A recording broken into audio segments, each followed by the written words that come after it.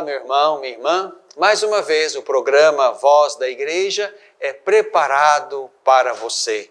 Obrigado por estar aí, nos assistindo e participando conosco deste programa da Igreja Católica. Neste mês de maio, nos voltamos reverentes para a Santíssima Virgem Maria, porque dedicamos a ela de modo particular este mês, com a nossa oração, com a nossa devoção, com o nosso Santo Terço, como nos pediu o Papa Francisco. Nesta semana celebramos a festa de Nossa Senhora de Fátima, cuja imagem está aqui diante de nós neste programa. E quero então convidar você no início deste nosso programa a nos dirigir a ela de modo filial, suplicando-lhe que nos ajude a compreender, a penetrar o mistério da palavra que é o seu Filho. E nos ajude também a enfrentar essa situação difícil que nos toca a todos de pandemia. E ela certamente será a nossa auxiliadora, será o auxílio que nós precisamos para, nesse momento, conservar a nossa fé.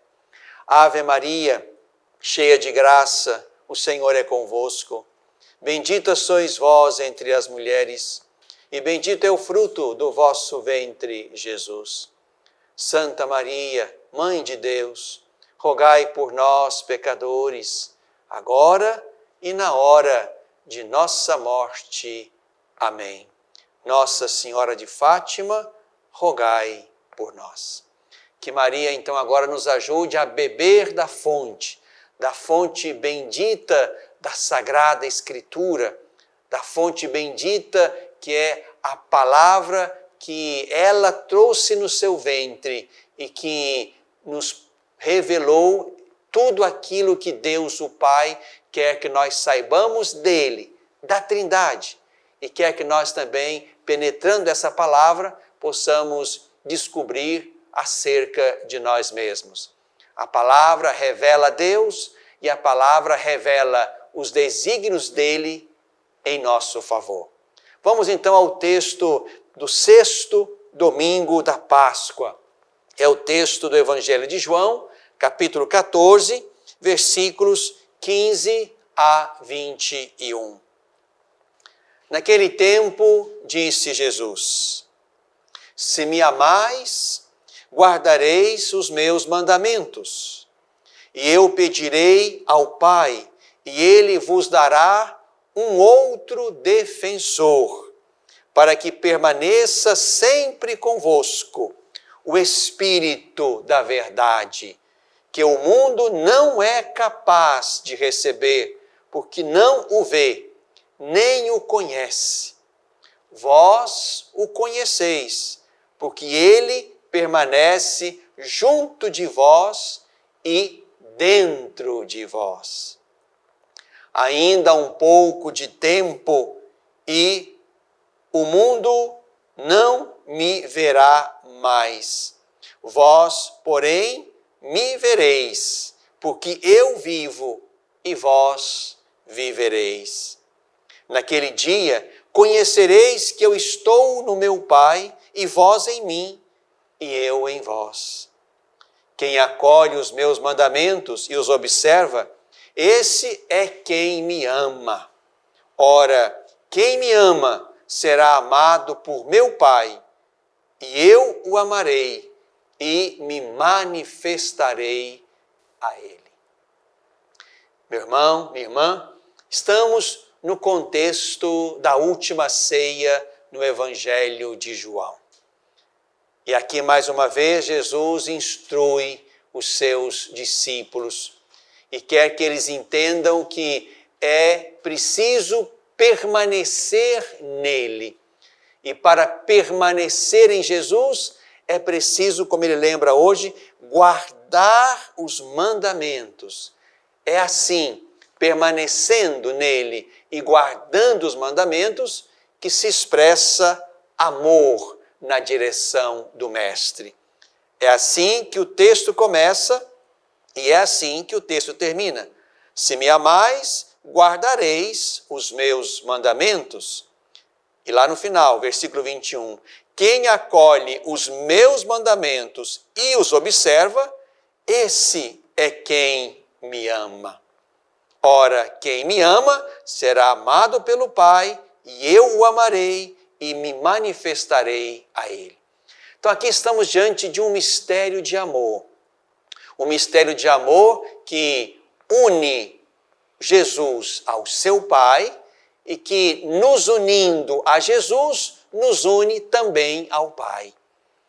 Estamos diante do amor que nos identifica como dele. Nisto saberão que sois meus, se vos amardes uns aos outros.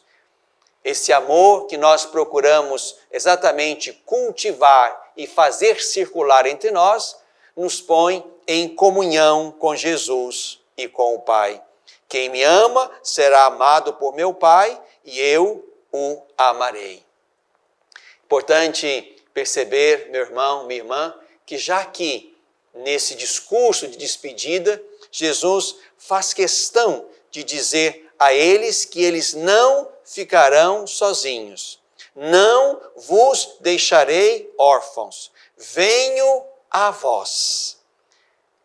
E Jesus vai a eles e a nós exatamente pela presença fecunda do Espírito da verdade, do defensor, do Paráclito.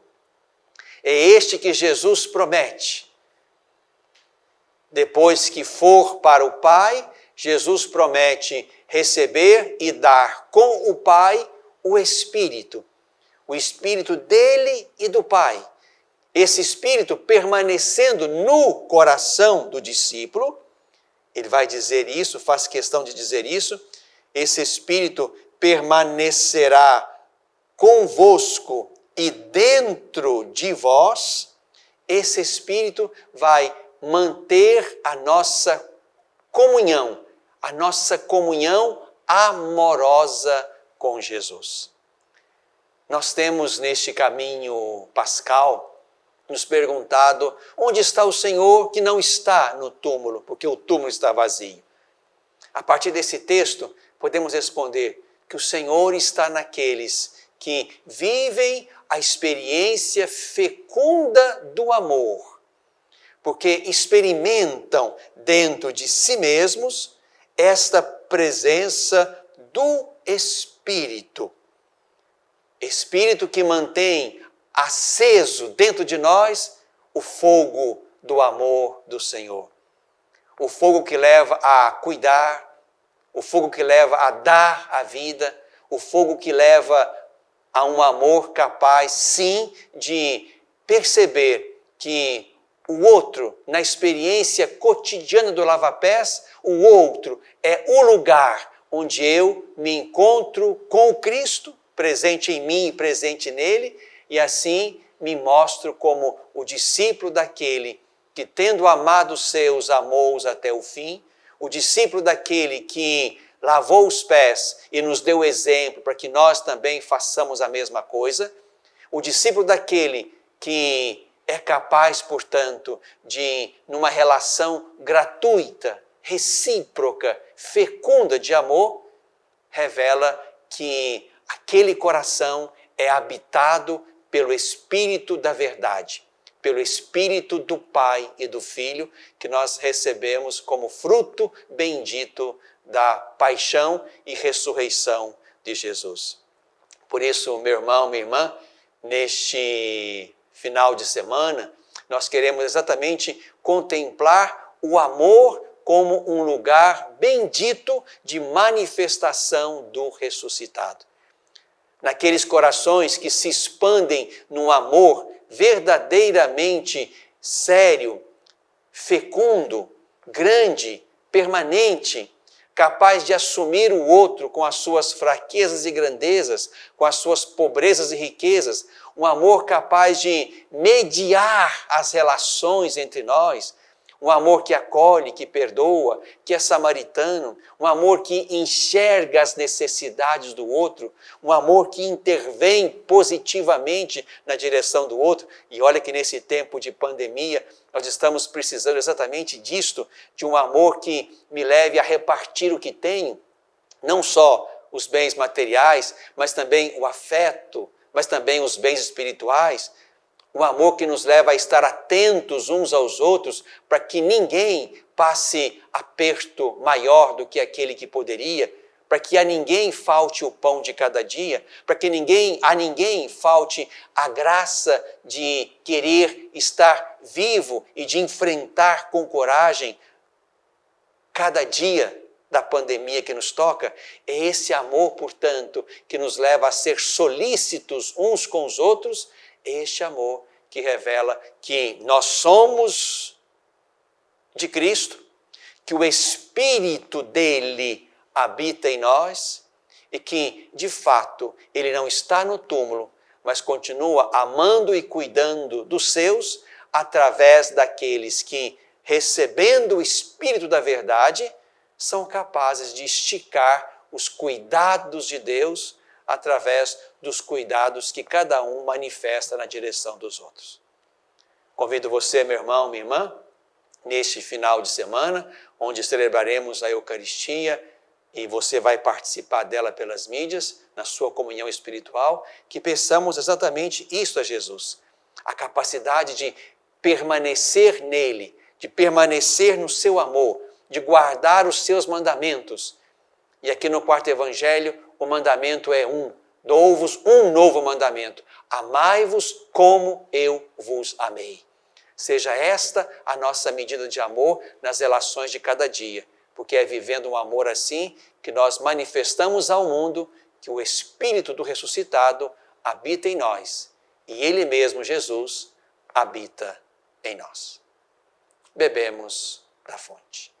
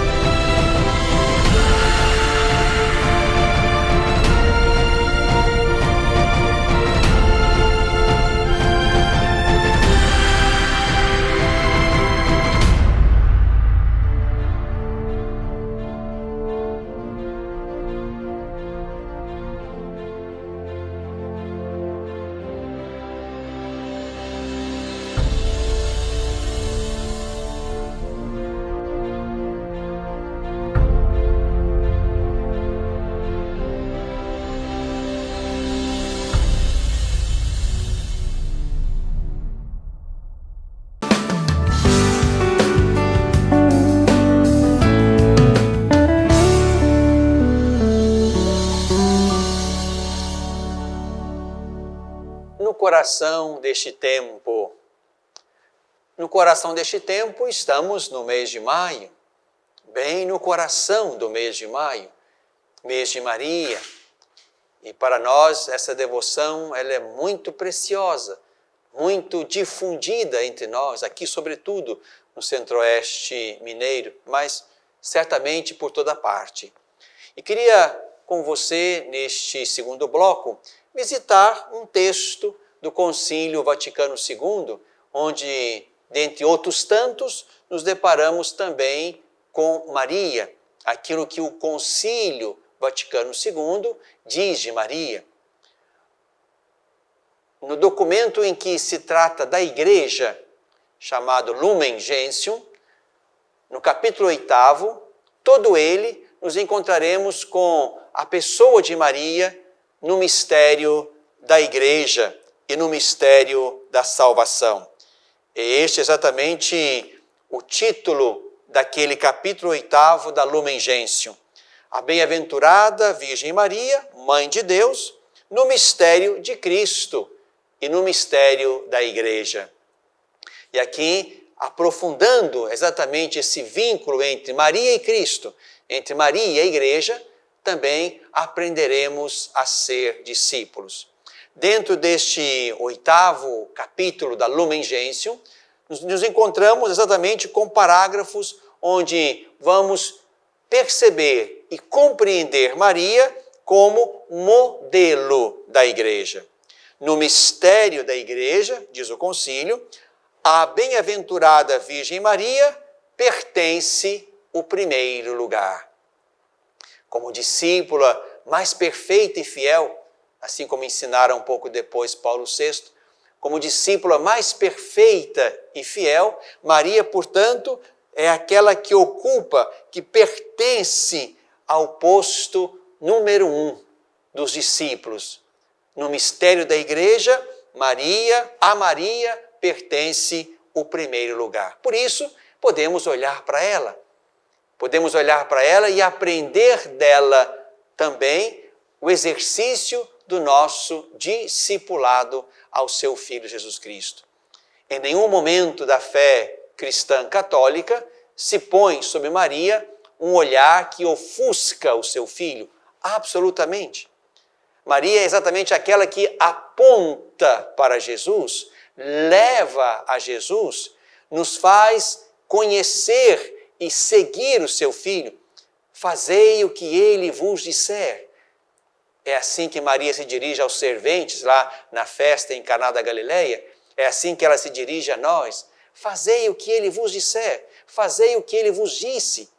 De modo que, olhando para Maria, escutando os seus apelos, enxergando e penetrando o seu exemplo de fé, e até mesmo visitando as mensagens de Maria ao longo de um caminho bonito e de aparições, onde vamos percebendo que se repetem os apelos dela na direção da conversão, na direção da oração, na direção da penitência que nos faz ser mais do seu Filho Jesus, percebemos que lá, no tempo dela, no tempo do seu Filho, e aqui, no tempo da Igreja, Maria continua sendo uma voz que chama e aponta o seu Filho Jesus Cristo.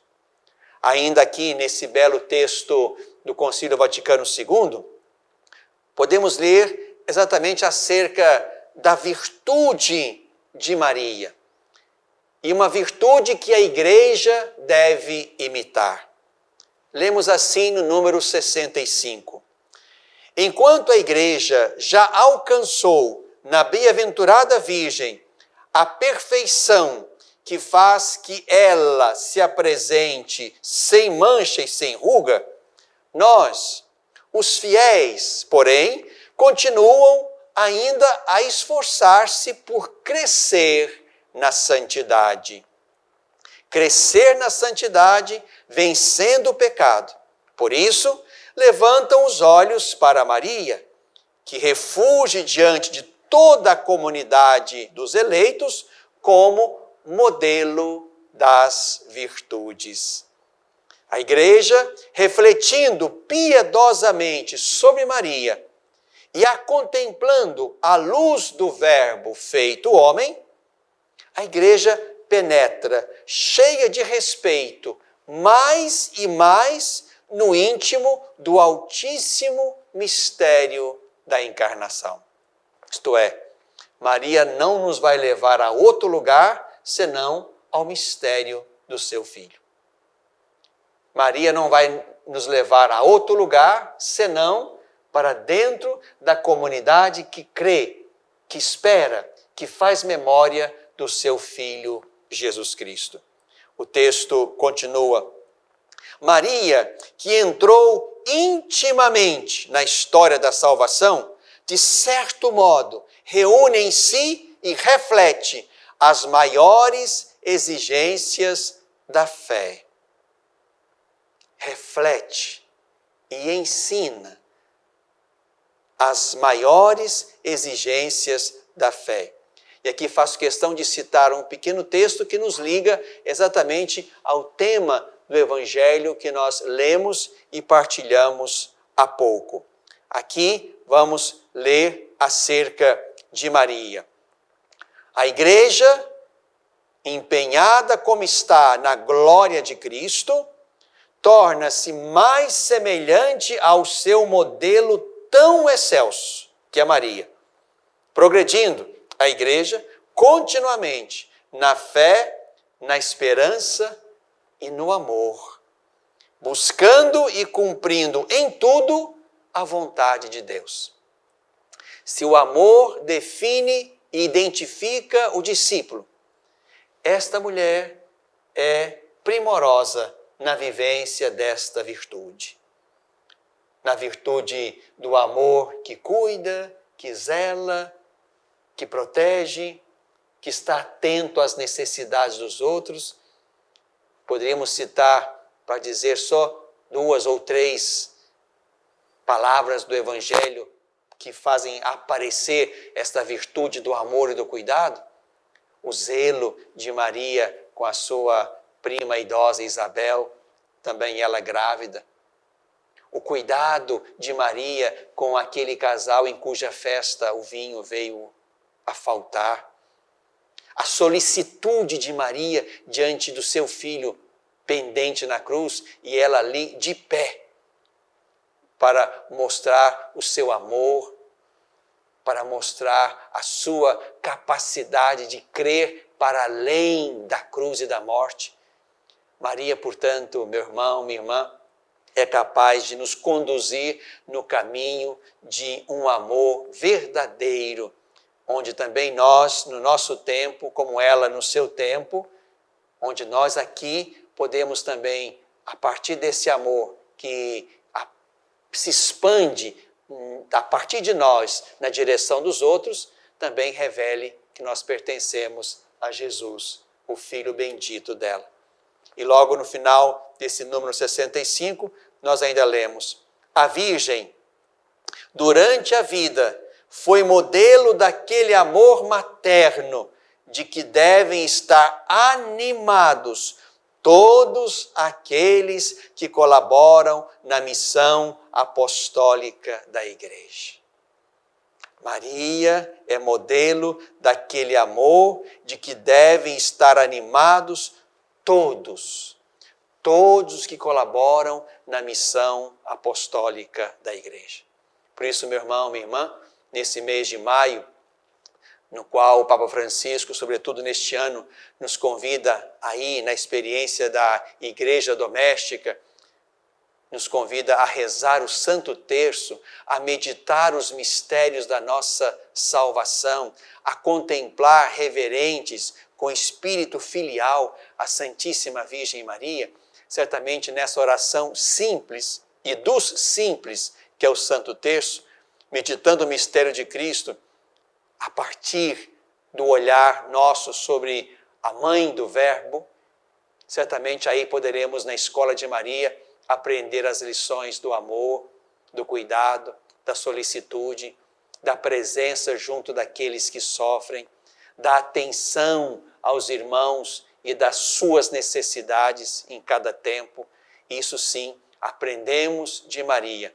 E é por isso que ela se torna para nós, no caminho da igreja, mãe e mestra.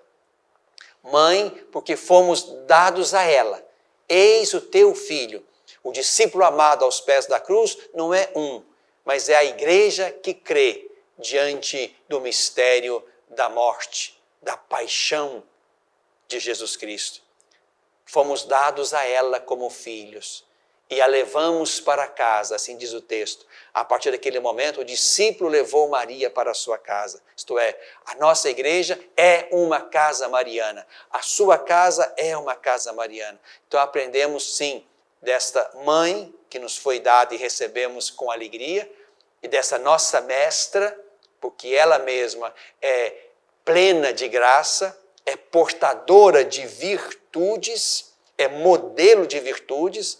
Aprendemos dela, portanto, que no caminho de Jesus, o amor precisa ser exatamente o lugar e o modo que nós revelamos que o ressuscitado habita em nós. Somos, porque nos amamos, também sacramentos do ressuscitado. No coração deste tempo.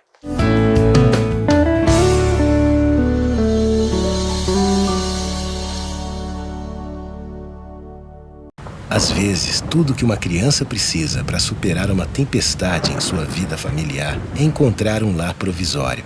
Uma família que a acolha por um tempo, enquanto sua própria família se reestrutura para recebê-la de novo.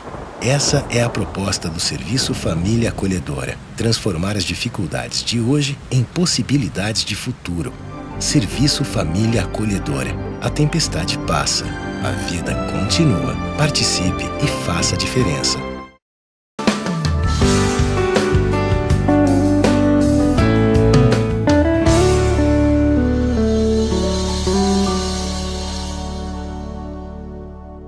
Na tradição orante da Igreja, dirijamo-nos a Maria com as palavras e o coração do Papa Francisco. A vossa proteção recorremos, Santa Mãe de Deus. Na dramática situação atual, carregada de sofrimentos e angústias que oprimem o mundo inteiro, recorremos a vós, Mãe de Deus e nossa Mãe, refugiando-nos sob a vossa proteção. Ó Virgem Maria, volvei para nós os vossos olhos misericordiosos nesta pandemia do coronavírus e confortai a quantos se sentem perdidos e choram pelos seus familiares mortos e por vezes sepultados de uma maneira que fere a alma. Sustentai aqueles que estão angustiados por pessoas enfermas de quem não se podem aproximar para impedir o contágio. Infundi confiança em quem vive ansioso com o futuro incerto e as consequências sobre a economia e o trabalho. Mãe de Deus e nossa Mãe, alcançai-nos de Deus, Pai de misericórdia, que nesta dura prova termine e volte uma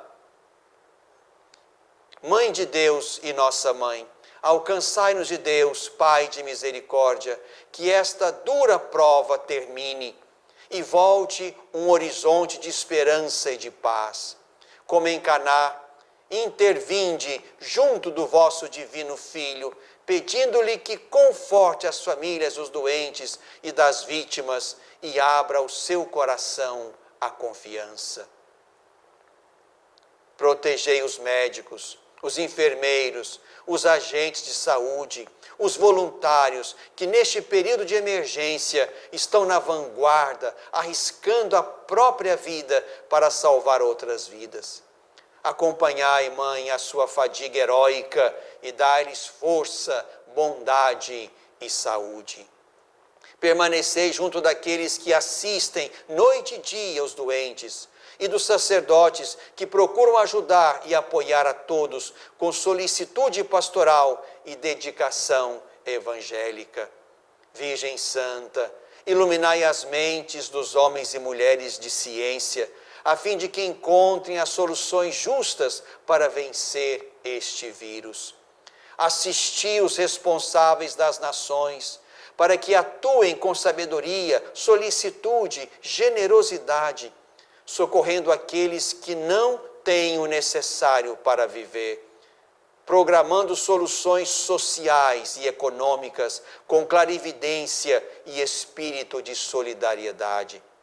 Mãe Santíssima, tocai as consciências para que as somas enormes usadas para aumentar e aperfeiçoar os armamentos sejam antes destinadas a promover estudos adequados para prevenir catástrofes do gênero no futuro. Mãe amadíssima, fazei crescer no mundo o sentido da pertença a uma única grande família, na certeza do vínculo que une a todos, para acudirmos com espírito fraterno e solidário a tanta pobreza e inúmeras situações de miséria. Encorajai a firmeza na fé, a esperança no serviço, a constância na oração. Ó Maria, Consoladora dos aflitos, abraçai todos os filhos atribulados e alcançai-nos a graça que Deus intervenha com a sua mão onipotente para nos libertar desta terrível epidemia, de modo que a vida possa retomar com serenidade o seu curso normal. Confiamo-nos a vós, ó Mãe, que resplandeceis sobre o nosso caminho como sinal de salvação e de esperança.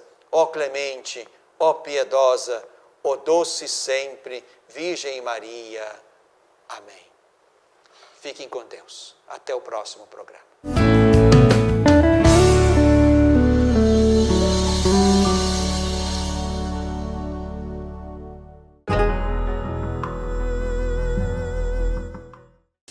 Pornografia infanto-juvenil é crime. Todo aquele que produz, vende, publica, divulga de qualquer forma ou até mesmo armazena vídeos ou fotos pornográficas de crianças e adolescentes pratica crime grave e está sujeito a uma pena de até 8 anos. Se você teve contato com esse tipo de material pelas redes sociais, jamais passe adiante.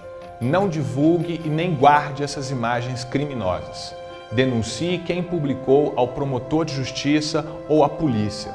Defender a criança é responsabilidade de todos nós, todos contra a pedofilia.